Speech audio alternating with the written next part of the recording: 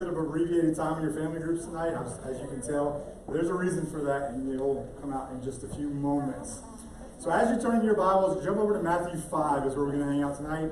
That's where we're going to be for these next several weeks. We started last week. So I got a question for you as we kind of dive into our time. Where are my beach bums at? Who loves going to the beach? Just hanging out on the beach. Yeah. We have a wine in the house, baby! He's never been to a beach, is what you're saying. So for a while there, for our family vacation, that was pretty much what we did. We went down to a beach. There's a place in Florida called Navarre Beach. Anybody ever heard of Navarre? You love Navarre Beach, yeah. No, Billy Navarre Beach. And so anyway, last couple of years we went there. I would bring my kayak. Well, I brought my kayak the last year and the year before that. We rented one. And I would just love to paddle out and float. And even if you don't have a kayak, if you've been to the beach, you kind of swim out there and you just kind of float there, right? It's just nice just to like chill. And as you're floating there, whether you're in a kayak or on a boogie board or just out in the water, just floating there, you feel like you're in one spot, right? But are you? You're constantly moving because there's tides and currents and you're sitting there floating, you kind of lay back, drifting, and then you look up and you realize you're a lot further away from your house than you thought you'd be. You're a lot further away from where you got in the water than where you are now. And I think that's going to be accurate to what we're going to talk about tonight. Is sometimes in life we feel like we're kind of just floating in the same place. We're just hanging out and it's cool. And then when we open our eyes, we realize we're a lot further away than we thought we'd be. So, Matthew 5, verses 1 through 12 is where we're going to be hanging out. I already mentioned that. So, we did this last week. I haven't done it in a long time before last week, so I'm going to do it again, though. So I need someone that can read these verses for me besides Sophie. She read last week. All right, Lexi, she beat you to it. I'm sorry. So I need you to stand up, and with some volume, you got to read these verses to us. Matthew 5, 1 through 12. We know you can be loud. Are you ready? Go for it. Seeing the crowds, he went up on the mountain, and when he sat down, his disciples came to him, and he opened his mouth and taught them, saying, Blessed are the poor in spirit, for theirs is the kingdom of heaven. Blessed are those who mourn, for they shall be comforted. Blessed are the meek, for they shall inherit the earth. Blessed are those who hunger and thirst for righteousness, for they shall be satisfied. Blessed are the merciful, for they shall receive mercy. Blessed are the pure in heart, for they shall see God. Blessed are the peacemakers, for they shall be called sons of God. Blessed are those who are persecuted for righteousness' sake, for theirs is the kingdom of heaven. Blessed are you when others revile you and persecute you, and utter all kinds of evil against you falsely on my account. Rejoice and be glad, for your reward is great in heaven. For so they persecute the prophets who were before you. Awesome. Thank you, Lexi. All right, so we're going over the beatitudes, is what we're doing in this series. So last week, we looked at what? Blessed are the Poor in spirit. poor in spirit. What does that mean to be poor in spirit? Who remembers? Humble. All right, so just a real quick recap. I want to remind us of that blessed part. We talked about this last week, but what does it mean to be blessed? This is the first thing in your notes if you're following along. So who remembers what they were? What's the first one? Happy. Happy or joyful? So happy, joyful. What's the difference between happiness and joyfulness? Happiness is fleeting, joyful is forever. Yeah. Y'all pretty much got it between the multiple answers. We got it down. Happiness is contingent on your circumstances. Happiness is what's going on in your life. If everything's good, you're going to be happy. When everything's not so good, maybe not so much. Joy, however, is deep within you, and despite your circumstances, you can appear happy, even though it's not happiness, it's joy. There's a significant difference. All right, what was the second one? You remember? Contentment. Contentment. Yes, to be content. To be blessed is to be content. We don't live in a culture in which we're very content. As a culture, there's a longing for more. Because the way advertising, the way media works, I'm just going to go ahead and break this to you, is to make you discontent with the things you have so that you want what they're trying to sell. They do not care if you're happy, by the way. They do not care if you're content. In fact, they don't want you content. They want you to buy more stuff from them because they make more money. So content is being happy, being satisfied with the things you have in your life instead of desiring to have more. That's the difference. So blessed is to be content. And there's one more we talked about. What is it? Fulfilled. Fulfilled. And the difference between contentment and fulfillment, contentment has to do with the stuff around you. Fulfillment has to do with who you are in your heart. So when the Bible speaks of these words, and we read it over and over, Lexi said it tonight, Sophie said it last week, blessed, blessed, blessed, blessed, blessed, blessed, blessed, or blessed if you want to go there. It's understanding these contexts. When we read this to say, joyful or happy are those who mourn. And that doesn't make sense, but I'm going to explain it to you why it is that way. Content are those who mourn. Fulfilled are those who mourn. And that's what we're going to talk about tonight, this idea of blessed are those who mourn. That doesn't sound very pleasant, does it? To say blessed are those who mourn. When you look at this, and I gave you these things of what it means to be blessed, happy are those who mourn. Right? Okay, that doesn't work. However, joyful are those who mourn. And I'm going to explain why that is the case. So I believe there's 3 types of mourning for a Christian. There's 3 different types of mourning that we're going to talk about tonight. And there's something very specific about Christians that we have to understand when it comes to mourning. And there's one word I can sum it up that we have that the world does not. And that word is hope. Because we don't grieve, we don't mourn without hope. Back in, it's been 11 years now. So about 11 years ago, I was in Africa with Terry and Micah, his oldest son. We were there. And leaving Africa, leaving Liberia, we were in this airport. That's putting it very kindly, because it felt like a Mexican bus stop. This little bitty building, it was hot and sweaty, and it didn't feel like an airport at all, but it was. So we're sitting in the airport on our way home, and I'm sitting across these chairs, these aisles, from this lady who works for the UN, for the United Nations. The UN was very big in Liberia at that time. And so I got to talking to her and what she did. She just comes in and does statistics and who's doing what and where the money is going and all that kind of stuff. And she made a comment. She's like, I cannot wait to leave this place and never return again. And obviously I'm on a mission trip and I'm fired up and it's like, man, I can't wait to come back. And she gave me this weird stank eye look. And she said, why would you want to come back to this place? And I told her this. I said, it's one word, it's hope. Because when you see the hope in somebody's eyes, when there's hope, you'll keep pushing through tough stuff, and you know that there's something beyond that. And that only comes through hope. And that's the difference between us as Christ followers, how we mourn, and how others mourn. We have hope in something. So hang on that for a little bit with me. But there's 3 types of mourning I want us to talk about. The first one, you have to write it down on the screen and spell it and all that, but it's penitential hope. Penitential hope. Don't worry, I'm going to explain what I mean by this. Anybody familiar with the idea of penance? Yeah. Penance, paying for something, paying for specifically your sins. You pay your penance. Okay? So what this type of mourning is this is being sorrowful for our sin, sorrowful for our brokenness, sorrowful, for who we are beyond Christ. I used this illustration. We were at Mission Arlington. How long has that been? A couple weeks now? 3 weeks now? So we were at Mission Arlington and we were driving, and I was having this conversation with a few people that were near me, and I used this illustration, but I think it applies. If you go home and you were to slap your brother or sister, yes, your parents would be upset and you'd get in a lot of trouble, but ultimately what would happen to you? Grounded, that type of stuff, right? I mean, your parents wouldn't shoot you, would they? No. Anybody? Maybe? Okay. That's another conversation for another day, perhaps. Say you slapped your dad, though. Now you're catching me. Now you're catching me. Potsy's, hey, Kobe, don't slap your dad. I don't believe that. Okay. What if you were driving home tonight and you got pulled over by a cop, and when the cop asked for your license and registration, you slapped that cop in the face? What would happen to you? You run for it. You'll probably go to jail. You're for sure going to get cited and handcuffed and possibly tased, which would be funny for me to watch y'all be tased, but that's another story for another day. Let me ask you this then. What if you hopped a plane and flew to Washington, D.C., went to the White House, knocked on the door, and President Trump answered the door? And hey, I'm going to tell you right now, you're going to jail.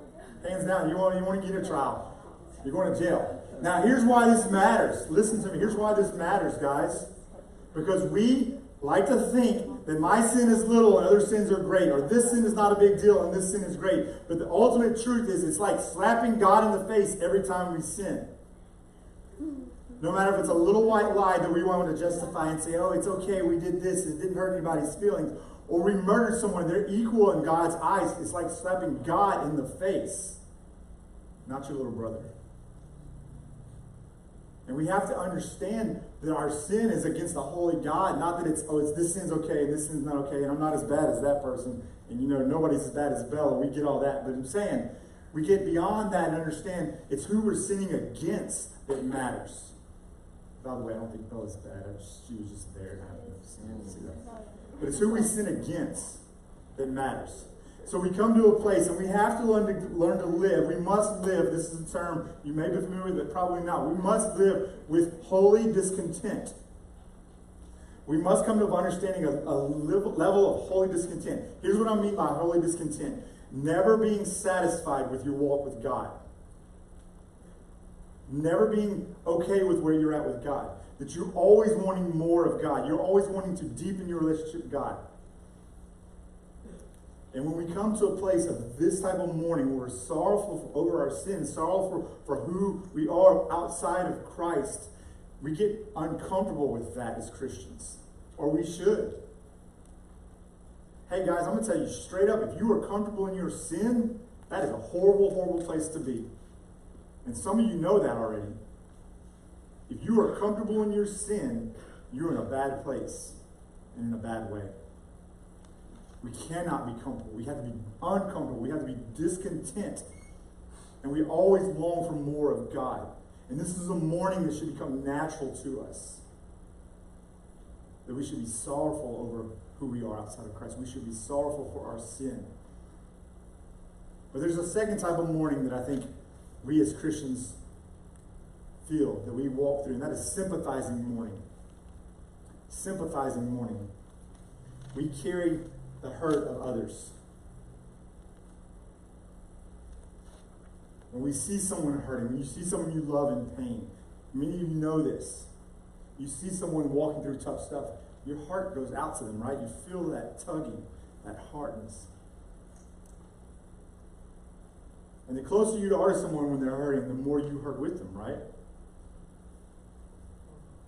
But here's the thing about compassion I want us to understand. True compassion moves our hearts to the point of action. If it doesn't move us to action, it's not compassion.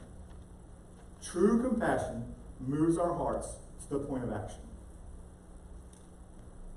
It's never being comfortable. Oh, I feel bad for that person, but I'm not going to do anything about it. That's not sympathy. That's barely empathy and at best apathy. To be compassionate, truly compassionate, your heart will be moved to the point where you have to do something to alleviate, to eliminate, and to get rid of that person's pain in their life. Whatever it cost you. Compassion will move you to that point. You with me? Because we sympathize and we hurt with people. You've all experienced some sort of loss in your life. You have. Because life is broken. Life is tough at times. Life is fragile. You've experienced that. And we hurt with one another. We hurt for one another. And we walk with one another to eliminate that pain. And there's a third type of mourning that we see in the life of a Christ follower. And that third type of mourning that I want to talk about is personal mourning. Personal mourning.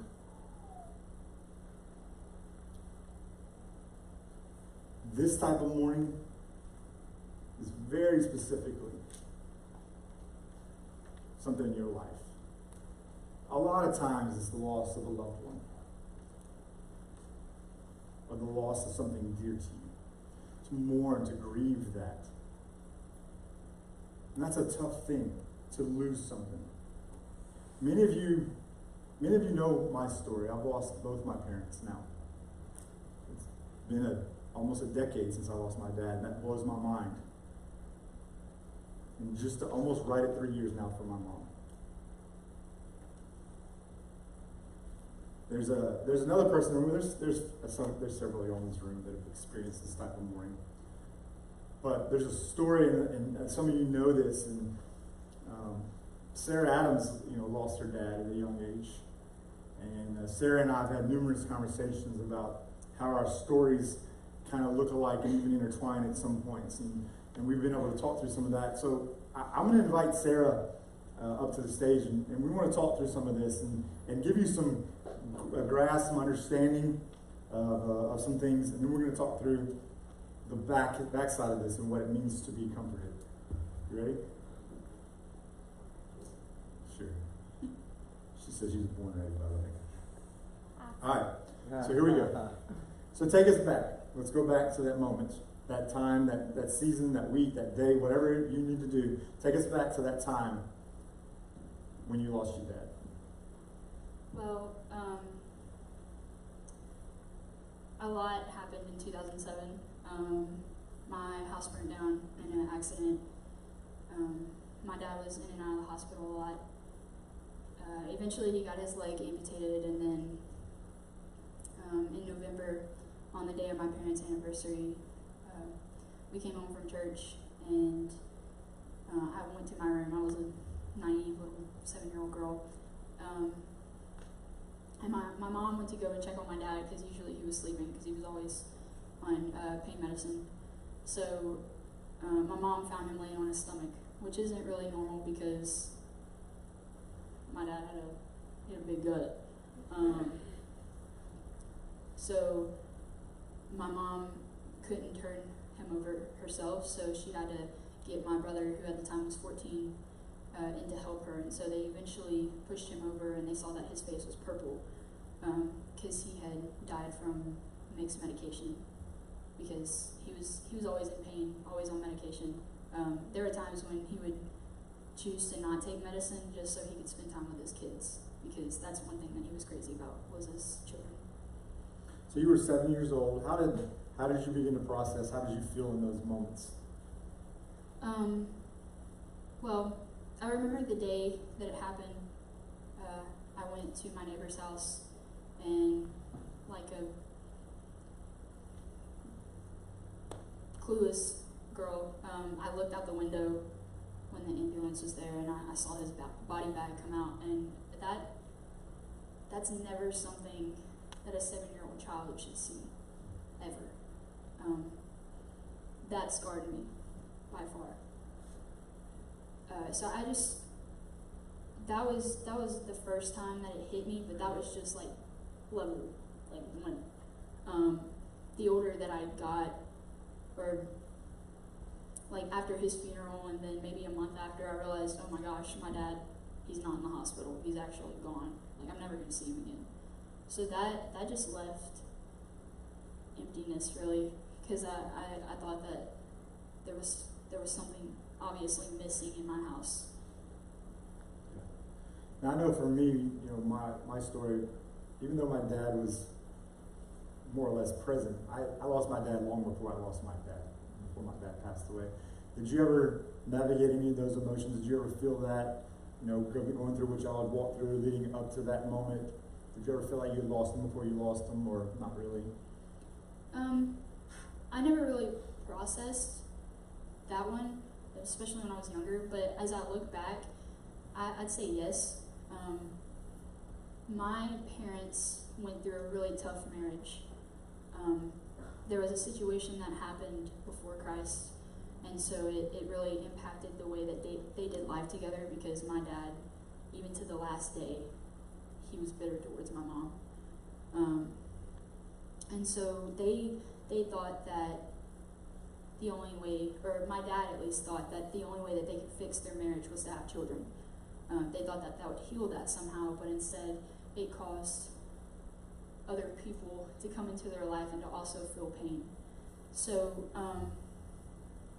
as a child, all I can remember is them fighting and arguing about stupid things like my mom didn't bring home the groceries that my dad wanted after a long day of work, because my dad stayed home and slept while my mom was working her butt off to keep our house. So yeah, I definitely say I feel like I lost him before. Yeah. So what was kind of next? How did you navigate the days, weeks, months, even years beyond that? And you can take that all the way as close to today as you want to from that moment. How did you navigate this stretch of not having a father, not having those things in your life that you long for, and how did you navigate some of the mourning and the grieving? Did you allow yourself to grieve? Is actually a valid question. She didn't practice any of this, by the way. I'm throwing all this at her in the cuff. No. I'd say that I definitely didn't deal with it for years. Probably until I got into high school. Definitely. Because there was just this emptiness that I felt inside of me, and I didn't have the best relationship with my mom growing up at all. So I always thought that the only living person, or the only person that ever loved me was dead. Because my dad, one thing I knew about my dad was that he was absolutely crazy about me. So I didn't really give myself the time to grieve, because I was feeling everything else in my life, and the hole in my heart with boys, or good grades, or satisfaction from my mom and my brother, or even basketball, are just really fitting in.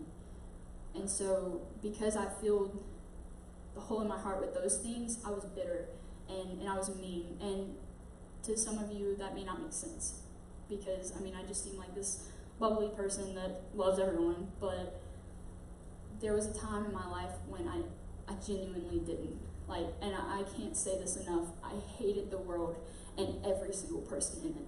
I only cared about myself.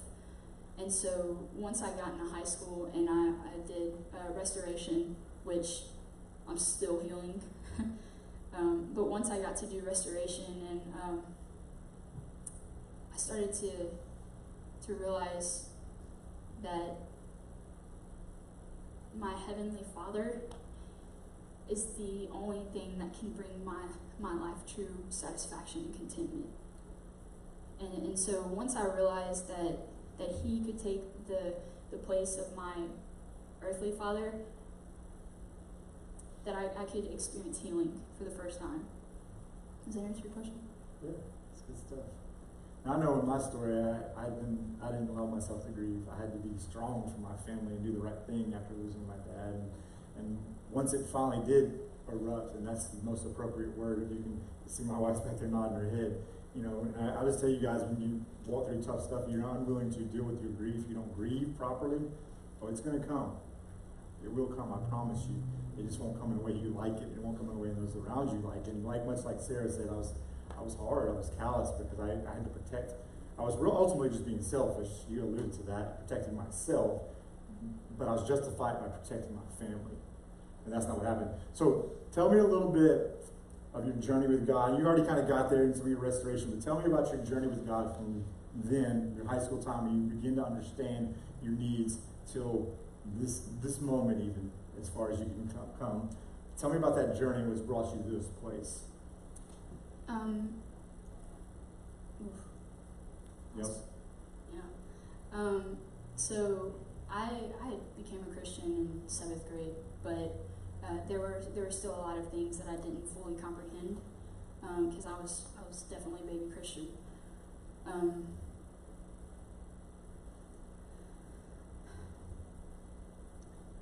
So there was a situation that happened with a guy in middle school that eventually led to an addiction to pornography, and that definitely that was a big deal in my life, because it made me not myself, and it made me ashamed to admit it, because I'm a girl. I shouldn't say that. That's unladylike. But that held me back, and that left me in chains for years. And by the way, I didn't think this before, but you can be a Christian and still be in chains. But it's when you escape those chains and you realize that there's freedom through Christ, that He begins to work through you in ways that you don't even understand. So about my sophomore year, maybe, towards the end of sophomore, towards the beginning of junior year, my eyes were open to just how much that held me back. Because I had done Beth Shalom session after Beth Shalom session, and it kept going back, and it kept going back, and it was bondage for me, and I just can't say that enough. But once I was able to speak that out loud, even if it was just to one person, that was a step to freedom. And that was a step after step after step. And eventually I got to the point where I am now, where I can share this up on stage. And I honestly, guys, I literally told myself I will not share that part of my testimony tonight. I will not do it. And I know that God's like, oh, you bought it. He's good like that. Absolutely. But coming from that point where I feel that hole in my heart, in my life, with everything but God, to this point, I see now that I have contentment. Not because of me, because I'm just a little speck in what God has planned. I'm not even a dot. I don't even feel like I deserve to be a dot. And it sounds silly, but I mean, there's this big God who wants to use little old me. I mean, that's amazing. That in itself is freedom, and not to mention grace. I mean, yeah, definitely. We don't deserve it, but yet we get it. That's why grace is such a huge thing for me. You understand it. It takes a big place. Yeah. But here's the thing I love about Sarah, is her openness to walk through stuff like this. And so I don't have time for us to continue this conversation, because Sarah and I could go for a long time, and y'all may get bored. But what I know about Sarah is she would love to have a conversation with you if you want to. She will tell you all about her story and walk you through that, because she believes God's bigger and God wants to do similar things in you, or the same thing in you. So y'all thank Sarah for coming and sharing.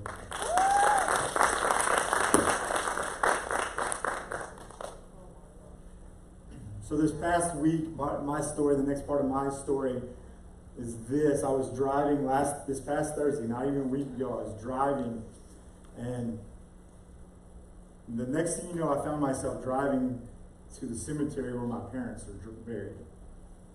And I texted my wife and said, I don't know why, but I'm going to the cemetery. So I got there, and I know about where their graves were at, so I parked my truck and got out, and even before I got out, I sat there for a second and said, okay. Started talking to God, said, okay, God, I have no clue why you brought me here. And quite honestly, I'm not sure I'm ready for you to teach me what I need to be taught. I'm not ready for this. But I'm going to go. And I went and stood over my parents' grave, and I stood there in silence for a little while, and I very quickly realized God brought me there to say goodbye. Because both my parents were taken tragically and unexpectedly. I didn't know. It was not a long process of all of a sudden they've been sick, and both of them died unexpectedly. And I never had that moment, and I was able to say goodbye.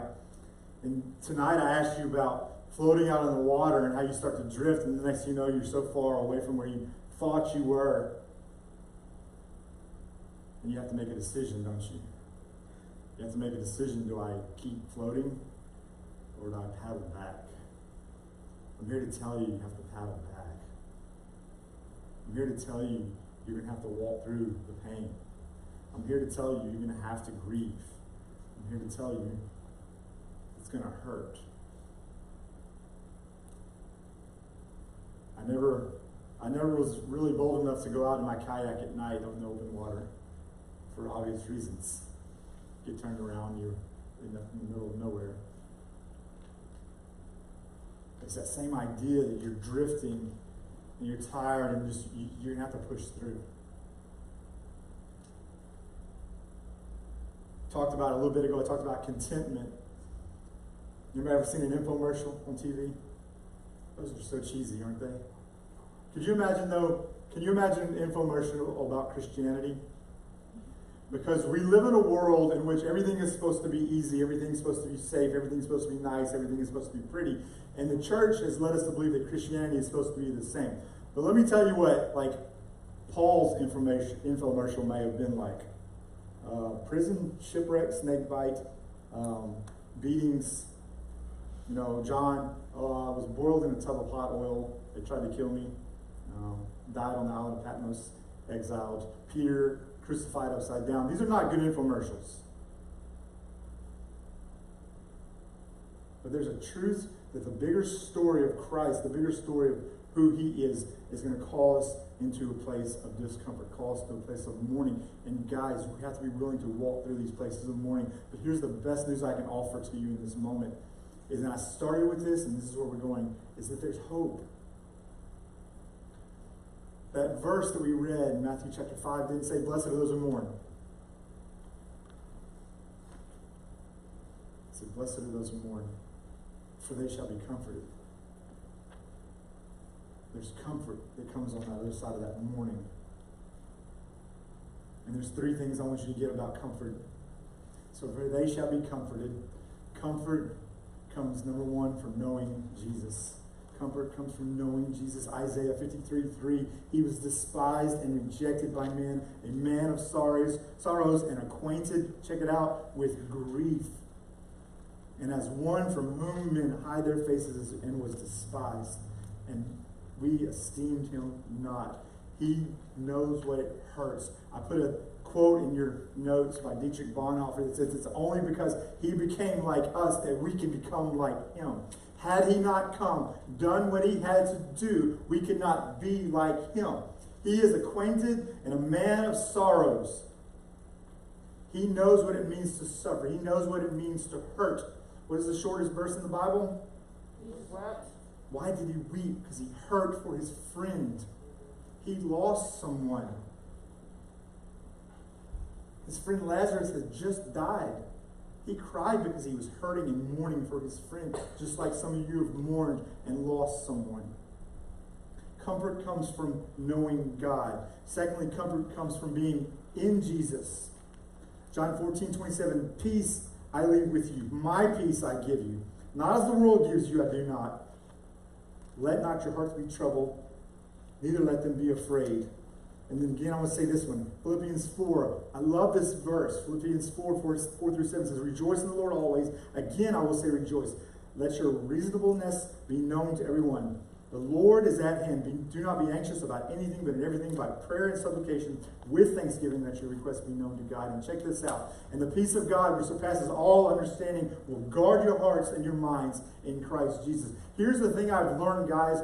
That peace that comes in the storm, in the midst of the storm, you only understand that when you're in the storm and have peace. Anybody can be happy when everything's going wonderful. But there's been moments in life, and I bet you Sarah will tell you the same thing, in which I only felt like I was standing, that I was only on my feet because I felt propped up by something. You know what I'm talking about? You're leaning against something. Something's propping you up. And that's the only reason I was vertical in some of those moments. Our story, mine and my wife's story, is real briefly, the piece of the story is our son Michael, both of our children were adopted through the foster care system, just so you have some context. Our son Michael came to us on a Friday. It was right, baby, right? Friday?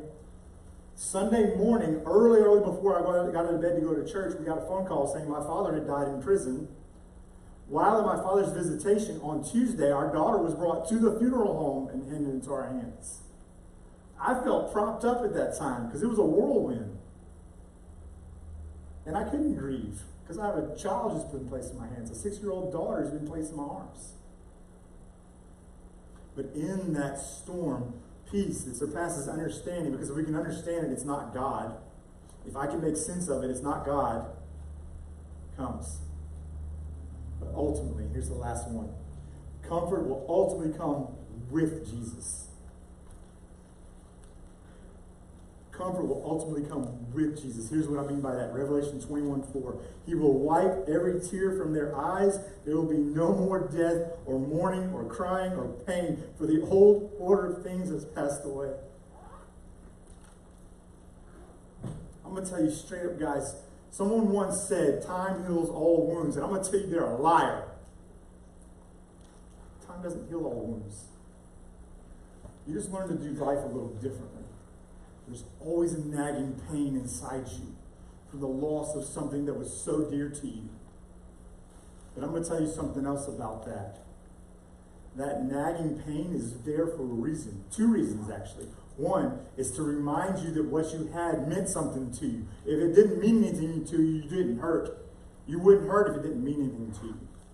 But secondly, is to remind you that there's a day coming, as Revelation 21:4 says, in which there will be no more pain, no more suffering, no more mourning. It's to remind us that. And in Romans, we see this idea that now we see through a glass dimly, like a foggy mirror we see through. But soon enough, face to face in all its glory, no more pain. And that pain that I have when I miss my parents, that pain that I stood over their graves and said my goodbye to them, is to remind me that there's a day that's coming in which I will never, ever feel pain again. We'll never be whole. We'll never be satisfied this side of heaven, this side of glory. We'll always be mourning. There'll always be hurt. But in Jesus, I have peace. And it's a peace that passes any understanding I can pretend to have, any grasping that I can pretend to know. It's there. It's real. And for those of you in this room that have experienced that type of peace, you know exactly what I'm talking about. And if you've not experienced that type of peace, I honestly don't wish that on you. I'm just going to be very real. I don't wish that on you. I don't want you to have to walk through that. But the truth of life is you're probably going to have to at some point. You're probably going to have to experience pain beyond what you feel like you can fathom. Comfort comes knowing Jesus. Comfort comes in Jesus. Comfort comes and will come ultimately with Jesus. I'm going to invite the band up right now. They're going to come on up and we're going to sing. But as they come, I want to say this to you.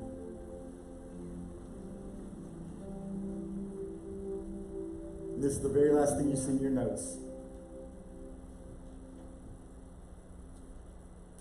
God is most glorified in us when we are most satisfied in Him. We rest in who He is, despite the storm that's going on around us, despite the pain that's deep within us, despite the losses that we know. Blessed are those who mourn, for they will be comforted. But here's the truth of the matter is I believe blessed are those who mourn because we are comforted. We are comforted.